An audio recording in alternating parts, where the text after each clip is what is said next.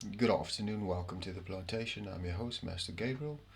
We are going to discuss the following Land Expropriation Act, one of the most hot contested topics in South Africa currently, and also angering a lot of Americans with regards to South Africa's position on its land expropriation without compensation, as well as the approach and manner and the mis and disinformation that is being shared publicly, especially by the likes of AfriForum, whereby requesting another sovereign nation get involved in our domestic and policy matters of a sovereign state such as South Africa.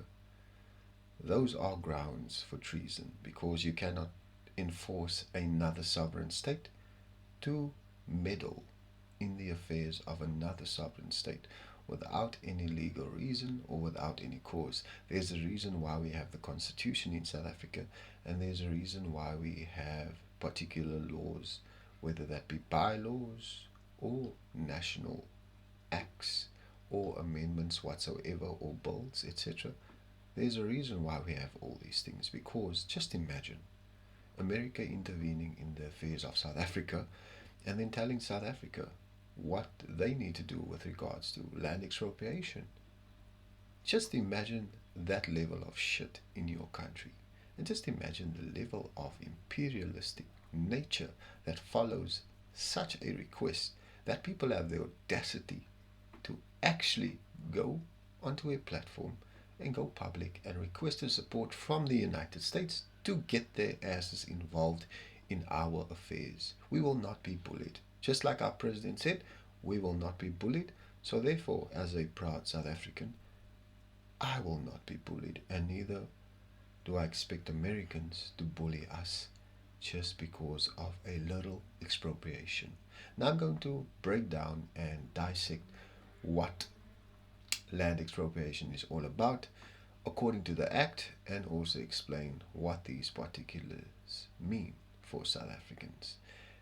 And before we go ahead and spread any disinformation or misinformation, we must try and learn to understand what the Expropriation Act is all about.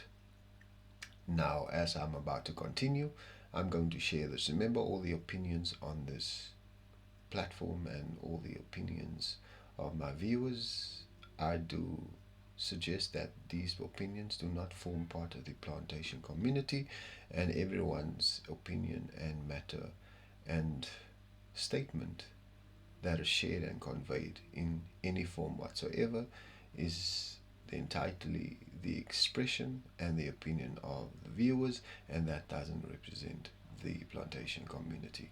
I feel and believe in free, independent, and critical thinking, and also understanding and analysis that can be applied in practical day-to-day lives of South Africans.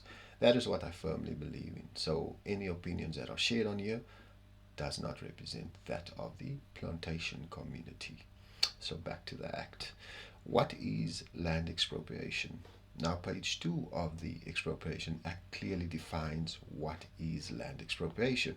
So I'm going to have a look and just tell you what this states as per the Act. So land expropriation is as follows. On page 2 of the newly amended Expropriation Act that was signed on the 24th of January 2025, just before the preamble, the Act clearly defines this. To provide for the expropriation of property for a public purpose or in the public interest. To regulate the procedure for the expropriation of property for a public purpose or in the public interest, including payment of compensation. To identify certain instances where the provision of no compensation may be just and equitable for expropriation in the public interest. To repeal the Expropriation Act 1975, which is number 63 of 1975, and to provide for matters connected therewith. Now that is basically a summary of what the Expropriation Act is all about. I will repeat the key words. To regulate the procedure for the expropriation of property for a public purpose or in the interest of the public or public interest, including payment of compensation to identify certain instances where the provision of no compensation may be just and equitable for expropriation in the public interest, to repeal the Expropriation Act 1975 and to provide for matters connected therewith. Now that we understand what the Act is all about, let's try and understand the definition of land expropriation, or the definition of expropriation, that you can find on page 8 of the newly gazetted Expropriation Act. Let's have a look and see what the definition of expropriation is. As per the Act on page 8, the definition for expropriation is as follows. Bear with me, I will share this with all the listeners, and also anyone watching the Plantation community and channel will also have access to this particular Act and try to understand what this is all about. Now, as per page 8 of the Act, expropriation states: compulsory acquisition of property for a public purpose or in the public interest by an expropriating authority or an organ of state upon request to an expropriating authority, and expropriate has a corresponding meaning. I'll say this again. Compulsory acquisition of property for a public purpose or in the public interest by an expropriating authority or an organ of state upon request to an expropriating authority, and expropriate has a corresponding meaning. That is the definition of expropriation. Now we got that out of the way, we understand what it meant, what the Expropriation Act meant, and what is the definition of expropriation.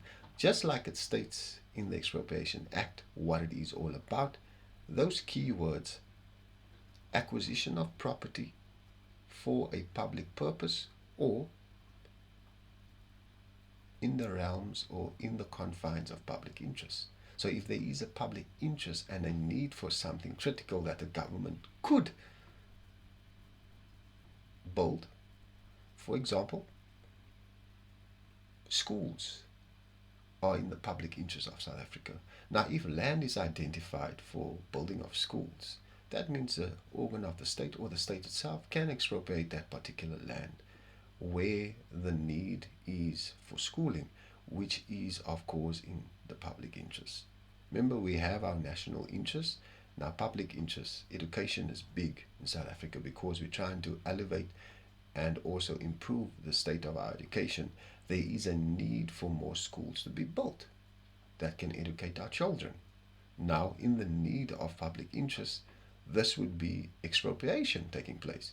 So when land has been identified in the confines of public interest and also public purpose as well, because remember, the land that will be expropriated by the state has to serve a public purpose and has to also be in the confines of public interest. So seeing that schools fall within the ambit of public interest, that also serves a public purpose. So the state may go ahead and expropriate land under those guidelines: public purpose and public interest.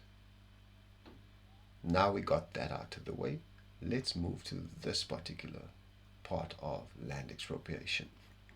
The difference between Zimbabwe and South Africa. Now I know a lot of people might say that South Africa is going to turn into Zimbabwe 2.0. Now, I'm not sure why people make these baseless comments or these baseless accusations or statements whatsoever. Surely if South Africa wanted to become Zimbabwe 2.0, don't you think we'd be there by now? Has no one ever wondered why billionaires in South Africa are still keeping their money here? Yes, as much as we want to say that investors are leaving the country or investment climate has weakened, the confidence of investors in South Africa has weakened due to our domestic political affairs and our geopolitical affairs on the continent and our international politics of South Africa, its position on the global stage, or the global south for that matter, how come these investors are still leaving their monies here in South Africa if South Africa is indeed a Zimbabwe 2.0? So this goes out to all these naysayers and all these haters that wish for the demise of the country so that they can benefit from the chaos, so that they can benefit from the destruction, and that they can also benefit from the generational problems that will come with it. I don't stand for that.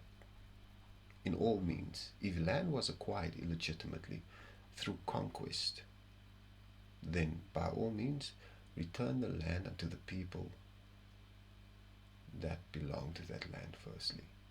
We must also get this notion of colored people. This thing of colored people saying that they are the first descendants and land must be turned unto them. Sorry to burst your bubble, colored motherfuckers. Well, colored people. You're not the first descendants. Goy and San are, by default, black people.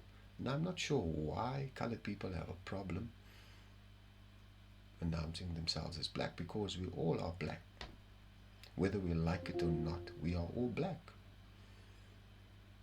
How we interpret our consciousness and how we progress our consciousness and how we elevate it is entirely dependent on us. Where have you seen any colored person that has a genuine interest in what South Africa is all about? Everyone jumps on the bandwagon and say, yeah, we are the first descendants, we were here first. Who gives a flying fuck? Because clearly, when you don't read, and you don't listen, and you don't engage, and you don't do research, and you don't develop a critique or a unique opinion based upon facts and research and logical reasoning, then surely the information that will be shared online will be completely irrelevant, out of order, and definitely misguided. Yet, people don't want to accept critique. People don't want to be free and independent thinkers. People don't want to apply critical thinking, because whatever is being said online by any person, whether that person is valid or invalid, they will deem that to be true without any factual resource to back it up, or without any facts to back that particular statement that's being made. So this is my message to colored people. Stop this narrow-mindedness of telling people you are the first descendants. I don't like calling myself a colored, because that term colored was adopted by Cecil John Rhodes, identifying the group or the particular set of people that they wish to exploit. And this term was also adopted by the apartheid government when they started developing the laws. In all fairness, before being colored, I was black. So my consciousness is black. I might look externally like a colored person because other people want to identify myself as being a colored, then by all means. But my consciousness is black. Colored people really need to change their ways. We really need to take a key stance on information. We really need to start applying our minds effectively when it comes to these conversations. We want to always blame and point the finger at the black man, and yet we are the very same prejudiced people. We can't seem to work with black folks. Now the same thing comes to the land expropriation. Collectively, this could benefit black and brown people. But what do some of our colored people do? We want to keep jumping on the bandwagon and saying we are the first people, we are the first people here. The land is rightfully ours. I'm a brown man. I don't have no lineage of any Khoi whatsoever. Yes, part of my lineage does come from foreign land. Part of my more direct lineage comes from Xhosas. That's why the certain part of my family are extremely dark, and they have ethnic hair. They grow afros, and yes, they do speak isiXhosa to a certain point, and that is how I know part of my lineage. So in all fairness, I'm proud of where I come from. I'm not going to tell the next brown person no, We were here first and the land should be returned to our people. Well, if the land wants to be returned to colored people, what the fuck are you going to do with that land? Has anyone asked themselves that question? We are all about, no, the land must be returned to rightful owners. But now the land gets returned. Have you ever thought, what are you going to do with that land? Are you going to farm? Are you going to do agro processing? Are you going to do cattle grazing? Are you going to plant vegetables, crops, etc., etc.?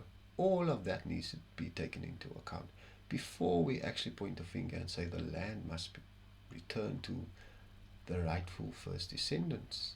We as colored people need to ask ourselves, when we get given that land, what the fuck are we going to do with it? These people that are stating, especially in the brown circles, land must be given back. What are you going to do with that land? Maybe I must say it in Afrikaans. Wat gaan jy met die land maak? Maybe I'll say it like that. Maybe they'll listen and resonate. But this land question, we got it completely wrong. We don't want to read the facts and we don't want to understand things. So I say again, colored people, wat gaan jy maak? Back to this episode. So the difference between expropriation in Zimbabwe and also South Africa. I'm going to read a insert or introduction by a professor at the University of the Western Cape, which was also former chief director or director general from the government of Rwanda. I'm going to post this information also on my channel so that you have access to the Land Act and you also have access to the research published by this professor. Let's have a look. So according to the research published by this particular professor of law from the University of the Western Cape and Deputy Chief Justice, my apologies, he was Deputy Chief Justice of Rwanda, states in his research, South Africa and Zimbabwe share a common history of colonization and land dispossession that resulted in the bulk of the agricultural land being owned by a minority settler group. In both countries, the colonial state confined the indigenous African people to reserves consisting largely of barren land or areas with poor rainfall patterns, while the more fertile land was allocated to white settlers for commercial agriculture. The struggle for liberation from colonial and apartheid domination in South Africa and from colonial and minority rule in Zimbabwe was partly based on the objective of regaining land. In South Africa, although dispossession originally took place through conquest and unfair agreements, systemic dispossession by the state was institutionalized in the Native Land Act of 1913. This act allocated 8% of land area of South Africa as reserves for the Africans, while the rest was available to the minority white population. So the Native Land Act of 1913, that was institutionalized, allocated 8% of land area for the Africans at that time. The rest, which I would presume would be 92%, that would then be allocated to the minority white population at the time. Land available for use by Africans was thus increased in the year 1936 up to 5%. So remember, Africans were only allowed to occupy or get land in the region of 5% in the year 1936. This is now after the creation of the Native Land Act in 1913. 23 years later, only 5% of the land was made available to Africans. Now that for me is disgusting.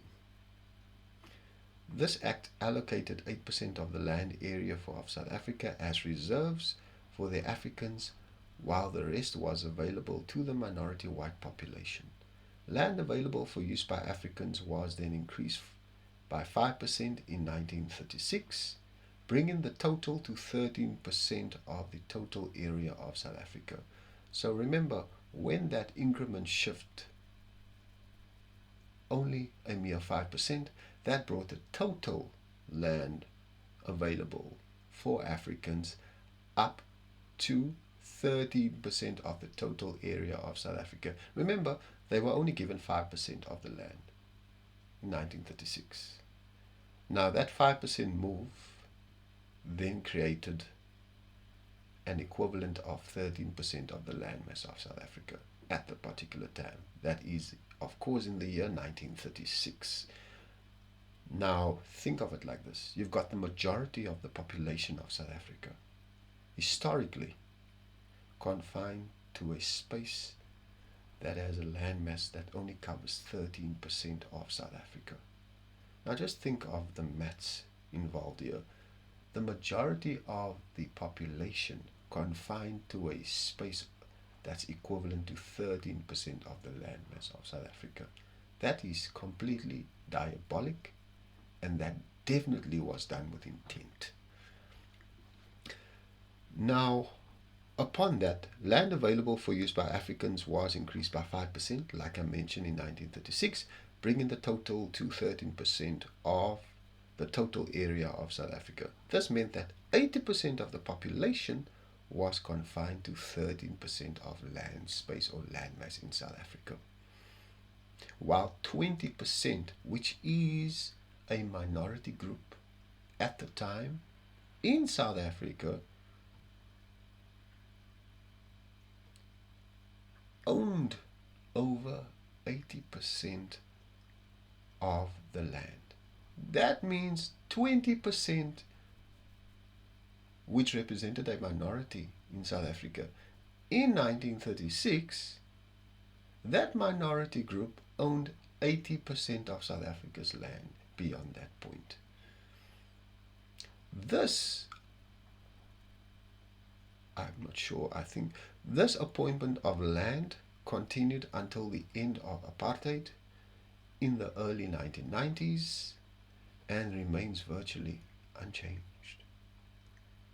According to Dr. Sipho Sibanda, Acting Chief Director of the Land and Tenure Reform Branch of the Department of Land Affairs, the total area of land transferred to black ownership since 1994 is about 3.4 million hectares of farmland.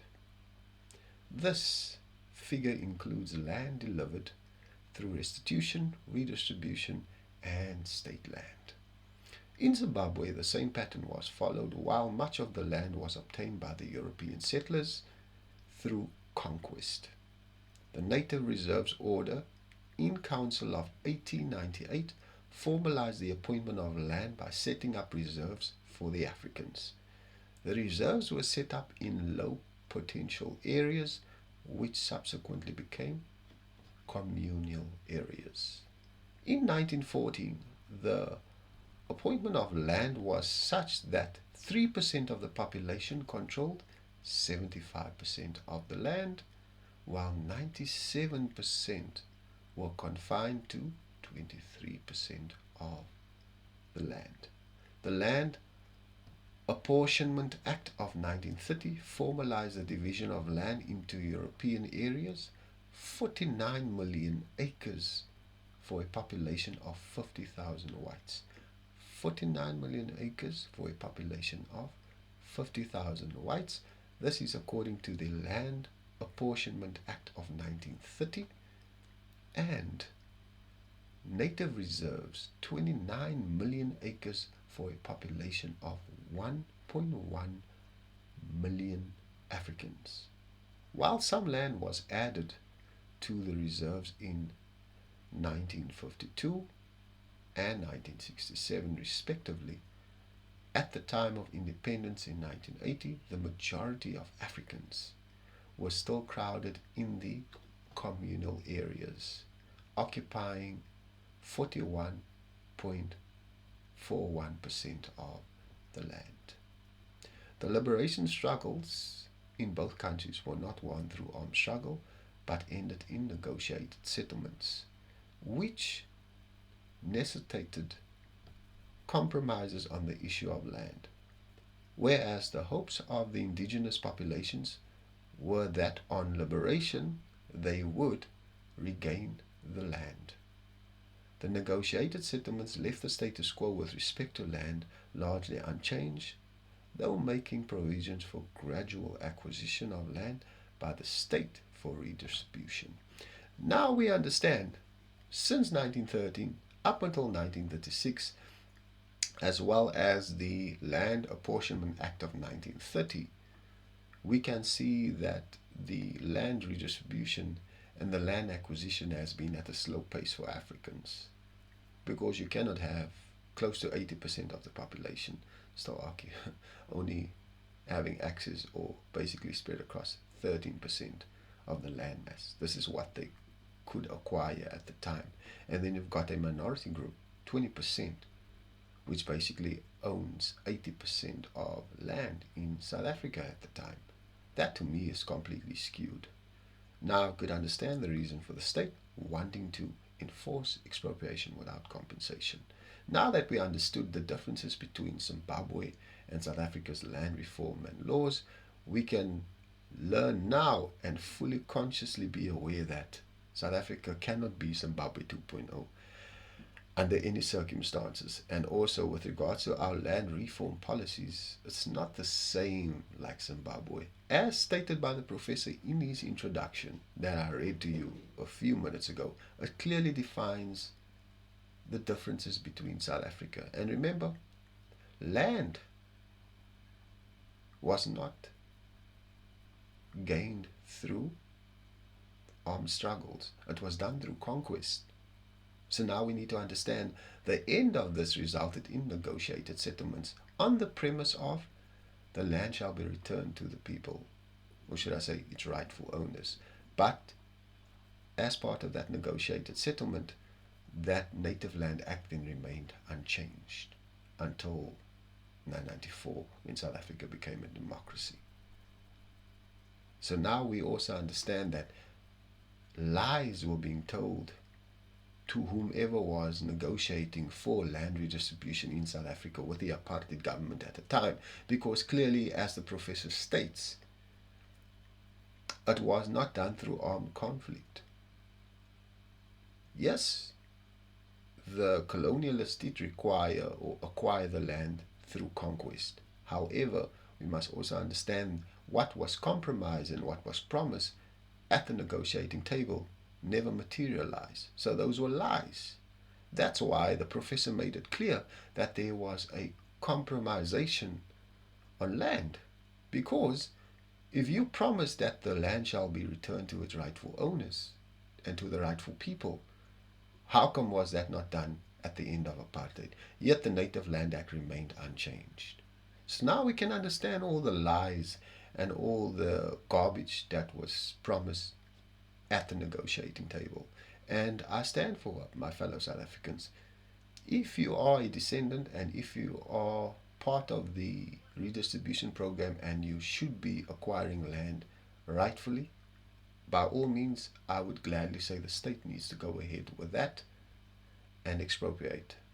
Whether just compensation needs to be granted or whether no compensation is to be granted. By all means, the land needs to be returned to the rightful people. And the people that have illegitimately acquired land, there's nothing that we can do, because if the state deems that it's within the public interest and it's fit for public purpose, by all means, expropriate that land. Because like the Apportionment Act of 1930 that allocated 49 million acres of land to a population of 50,000 whites. Now just imagine 49 million acres of land being given to a population of 50,000 whites. That is fucking nasty. Now how do you expect people to actually live a happy life when they are basically confined to a small space of land, and yet they represent the majority of the country, and yet the minority in the country gets the majority of the great and good land? So this entire land expropriation and the way it was created back through colonial period, through apartheid, basically says it all. And what the intent is of the state, of course, is to redistribute land, and our people need land. Let's not lie about it. We all need land. We just need to ask ourselves this conscious question: when we get that land, what the fuck are we going to do with that land? Because some people want a job, just like Penwell the Black Pen said on Convo. Yes, some people might want a job, and others will take the land. But you must ask yourself this question: once you get the land, what are you going to do with it?